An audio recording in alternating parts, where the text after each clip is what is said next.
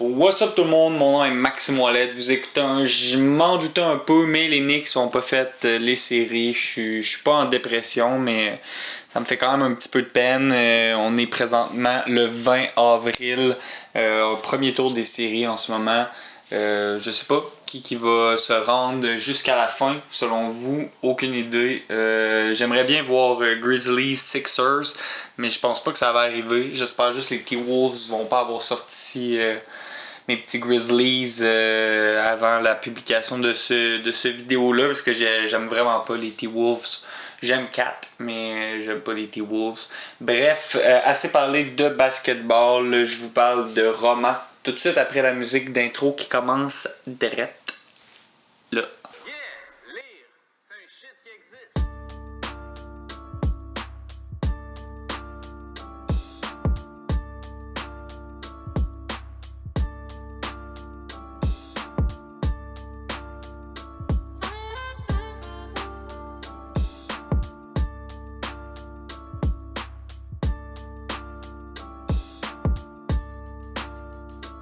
Le premier livre de la semaine s'appelle Chroniques de jeunesse. C'est un roman graphique écrit par Guy Delisle.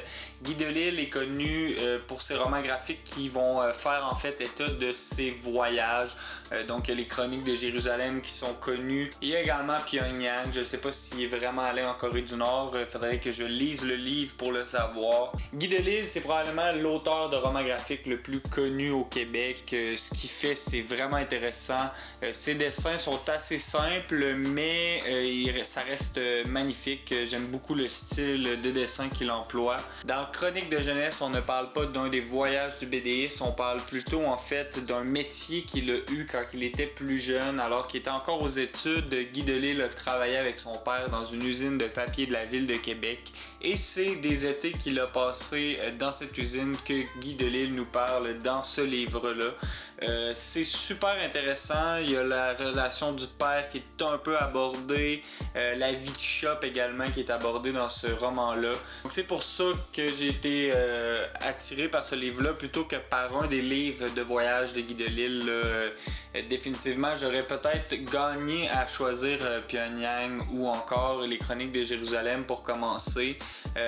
Même si les thèmes de la relation père-fils et de la vie d'ouvrier sont des thèmes qui me plaisent beaucoup dans la vie, Chroniques de jeunesse m'a un peu laissé sur ma faim parce que justement j'avais dans mon subconscient l'idée de me plonger plus profondément dans l'univers de Guy Delisle.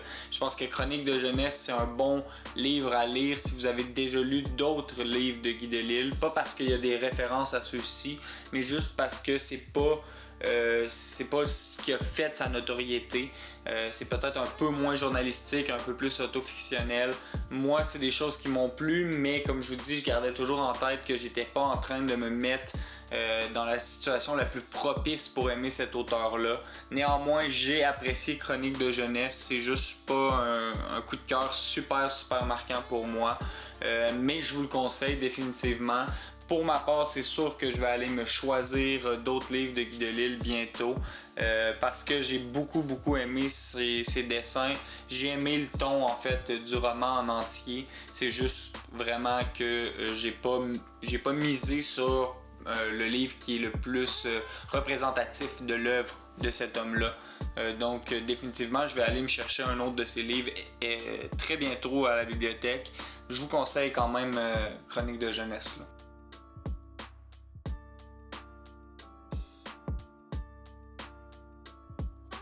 Je vous parle maintenant de Match de Lily Boisvert. Lily Boisvert, c'est une féministe connue au Québec, principalement pour son essai qui s'appelle Le principe du come shot, mais également en fait pour différentes chroniques, des apparitions sur le web où est-ce qu'on peut l'entendre parler de la cause qui lui tient le plus à cœur, c'est-à-dire le féminisme. Match, c'est un roman, donc c'est de la fiction. Dans ce roman-là, on suit Émilie, qui est une auteure connue pour ses essais féministes, qui a également un podcast. Donc il y a définitivement des liens qui peuvent être faits avec la vie de Lily Boisvert, surtout que Émilie, Lily, c'est une association qui est assez facile à faire. Est-ce qu'il y a une partie de vérité dans ce roman-là? Probablement un peu. mais je pense que on est quand même vraiment définitivement devant de la fiction. Je trouve ça super intéressant ce roman-là parce que c'est un roman qui parle de violence domestique, plus particulièrement de violence psychologique. Et la protagoniste, justement, c'est une femme qui est éveillée, qui est au courant en fait de plein d'enjeux féministes, mais elle s'embarque sans le vouloir, sans s'en rendre compte, dans une relation toxique qui va l'amener en fait jusqu'à penser au suicide, ce qui fait écho à la première phrase du roman, parce que le premier chapitre commence par « As-tu déjà pensé au suicide ?» et la protagoniste semble dire que non. Puis à la toute fin du roman, on constate qu'elle cherche des moyens d'en finir avec sa vie. C'est un petit spoiler ça là, mais je pense que vous êtes rendu habitué. Je suis pas trop du genre à vous garder tant dans le mystère. Parfois oui, mais quand c'est pas des choses qui vous empêchent d'apprécier l'œuvre, je vois pas pourquoi je m'empêcherais de vous divulgacher quelques petits moments. Je trouve ça également super intéressant que le roman s'appelle Match. Parce qu'on se rend compte vraiment que c'est une joute entre les deux personnages, donc une joute amoureuse. Il va pas avoir de gagnant définitif à la fin. D'ailleurs, la fin est un peu décevante parce que on est laissé devant le néant face à un message texte qui aurait été envoyé. On n'a pas l'information de ce qui est marqué dans ce message texte-là, ce qui peut être un peu frustrant pour le lecteur, mais en même temps, ça nous permet de nous imaginer ce message-là. Bref, Match est super intéressant parce qu'on se rend compte que ça peut vraiment arriver à tout le monde de tomber dans l'étau d'une relation toxique et de s'y sentir pris, de ne pas savoir comment s'en échapper et même si on réussit à s'en sortir, de potentiellement regretter cette relation-là. Vraiment, ce livre-là vaut la peine d'être lu. Je pense que ça peut aider des gens à se rendre compte qu'ils sont dans des situations problématiques. D'ailleurs, à ce niveau-là, il y a un passage super intéressant à la fin qui nous parle du rôle des livres, du rôle de la littérature dans le processus d'émancipation de certaines personnes.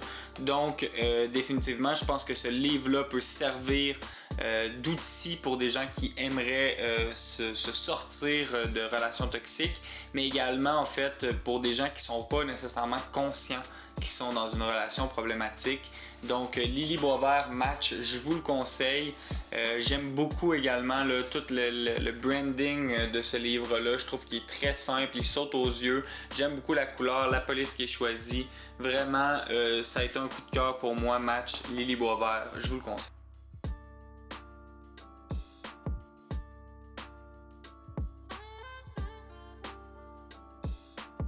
Et parlant de coup de cœur, je parle maintenant d'Alain Farah. Pourquoi Bologne, qui est vraiment un excellent livre.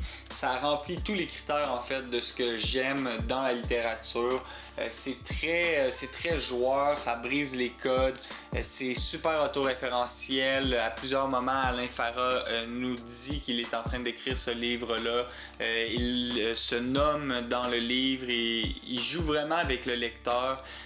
C'est super intéressant parce que je trouve toujours ça comique en fait quand les gens brisent la fiction puis s'adressent directement au lecteur. Ce bris du quatrième mur là, c'est quelque chose qui me plaît beaucoup.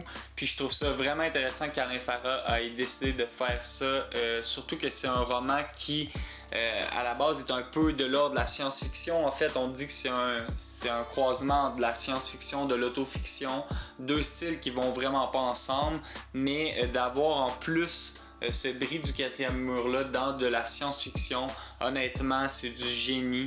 C'est super drôle, l'intrigue est vraiment bonne. C'est l'histoire d'un professeur à McGill. À noter qu'Alain Farah est réellement professeur à McGill. Donc ce professeur en littérature-là est pris entre deux époques, en 1962 et en 2012. Il vit dans ces deux époques-là en même temps. Il est question du projet MK Ultra, vous allez le découvrir assez rapidement, donc encore une fois, ça me dérange pas de vous spoil.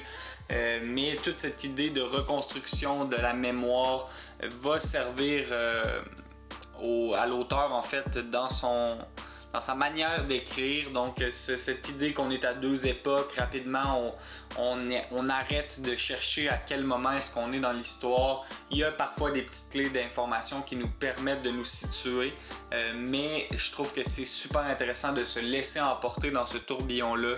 C'est très chaotique. Il y a d'ailleurs un moment où est-ce qu'Alain Farah le mentionne qu'il est un écrivain du chaos, que le chaos est sa substance. Et vraiment, je trouve que c'est un chaos qui est super bien organisé parce que c'est un chaos qui nous perd jamais.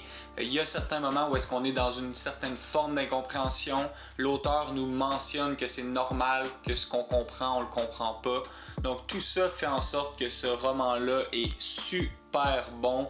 C'est drôle, vous allez sourire à plusieurs moments. Moi, ça a été vraiment un grand coup de cœur cette année. Je pense que ça va dans mon top 10 facilement des meilleurs livres que j'ai lus jusqu'à date cette année. Vraiment, pourquoi Bologne?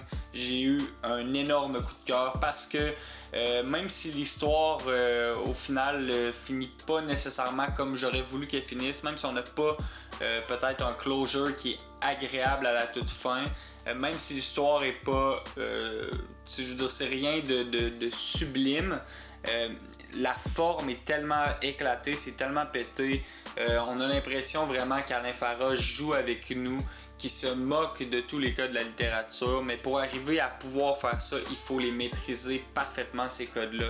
Et définitivement, Alain Farah, c'est un professeur de littérature française à l'université. C'est pas un deux piques et ça paraît énormément. C'est un homme brillant. J'ai beaucoup aimé Pourquoi Bologne. J'ai d'ailleurs été tout de suite acheter le livre qui le précédait. On en parle d'ailleurs de ce livre-là dans Pourquoi Bologne. Il y a également dans Pourquoi Bologne un livre que la mère d'Alain Farah lisait qui s'appelle 1000 secrets, 1000 dangers, qui est en fait le nouveau titre, qui est le titre du nouveau roman qu'Alain Farah a fait paraître en 2021. Donc ce livre-là est écrit en 2012. En 2021, 9 ans plus tard, il prend le titre d'un livre qui est mentionné dans ce roman-là. Il y a donc une espèce d'interfictionnalité qui est créée au travers des œuvres d'Alain Farah. Si vous avez écouté mes capsules précédentes, j'en ai parlé à propos de Jean-Philippe Barry-Guerrard, c'est quelque chose qui me plaît beaucoup. Donc définitivement, tout ce qui me plaît dans la littérature, Alain Farah l'a intégré dans son roman Pourquoi Bologne. Et ça l'a fait en fait de ce livre-là un grand coup de cœur pour moi.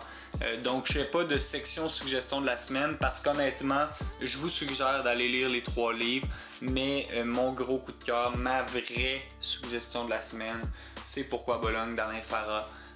Donc allez lire ça, pour vrai, ça vaut la peine, c'est comme rien d'autre que vous avez lu probablement. Donc c'est ma suggestion de la semaine. Mon nom est Maxime Ouellette. Vous avez écouté je m'en doutais, mais les Knicks ont malheureusement pas fait les séries. Rest in peace les Knicks. RJ, man, c'est ta team l'année prochaine. Je pense que Julius, ils ont essayé de nous passer une petite crossette là, sur Instagram, là, la page des Knicks. Là, ils veulent nous convaincre d'aimer Julius. Qu'est-ce qu'ils vont l'échanger cette année? Honnêtement, je pense que Julius il est encore là la saison prochaine. C'est dommage parce que ça libérerait une certaine partie de cap space. On pourrait peut-être aller chercher un joueur en agent libre. Même Evan Fournier pourrait partir malgré le fait qu'il vienne de battre le record de 3 points de la concession des Knicks. Bref, là, je suis encore en train de parler de basket. Puis j'ai pas tant suivi le basket cette année, là, fait que je fais un faux connaisseur de moi. Je vais m'arrêter tout de suite. Bonne lecture, à la semaine prochaine. Peace out.